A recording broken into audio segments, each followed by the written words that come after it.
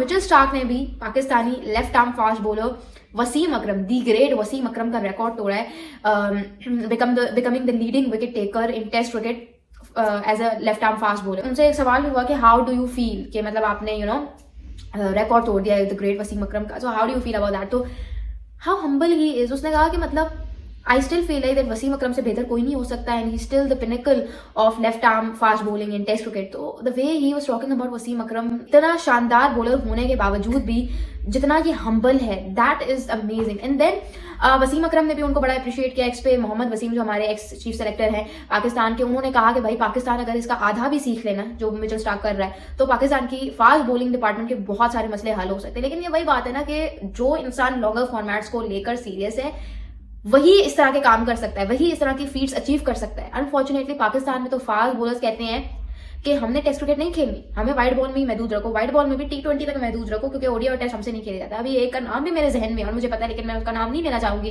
तो पाकिस्तान में तो फिर ये लेवल है। और उधर मिचेल स्टार्क है जो IPL जैसी लीग में खेलना प्रेफर नहीं करता, when he wants to set boundaries, when he wants to set priorities for himself. Despite having 2 ODI world cups in his bag, 1 T20I world cup, 1 world test championship final trophy, अभी तक इसमें वही hunger है for each and every wicket. अभी तक वही room for improvement छोड़ा हुआ है। अगर कोई सिखा रहा है तो I have to learn from him.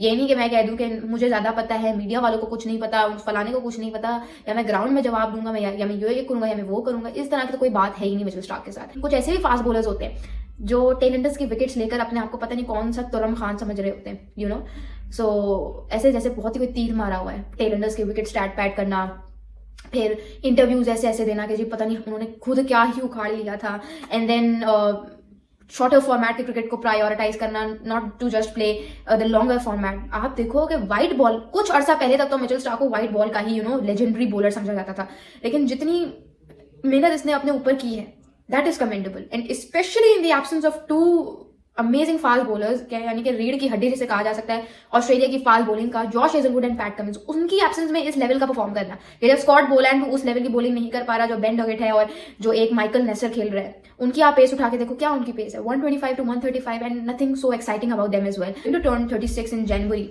ठीक है, और अभी करंटली 35 है। उसने इस लेवल की फिटनेस मेंटेन की हुई है कि मतलब he still clocking 145 plus deliveries या 145 प्लस पेस, कुछ तो किया है ना। तो there is something about him that you really need to study के भाई। देन यू सी के okay he was not born with all this talent, इसने अपने ऊपर मेहनत की है, जो अनफॉर्चुनेटली आज के जमाने में बहुत कम करते हैं। आज के जमाने में तो बॉलर्स को वर्कलोड मैनेजमेंट का बड़ा इशू होता है, बट ये फिर मिचेल स्टार्क क्या कर रहा है, तो ये सारी बातें हैं जो आपको स्टडी करने की जरूरत है। और आप इसको ये भी नहीं कह सकते कि भाई सिर्फ अपने घर पर परफॉर्म करता है, बाहर इसकी परफॉर्मेंसेज उठाकर देख लो। Always unbothered by the opposition, by the pitch conditions, by the players और anything, by the absence of his own teammates.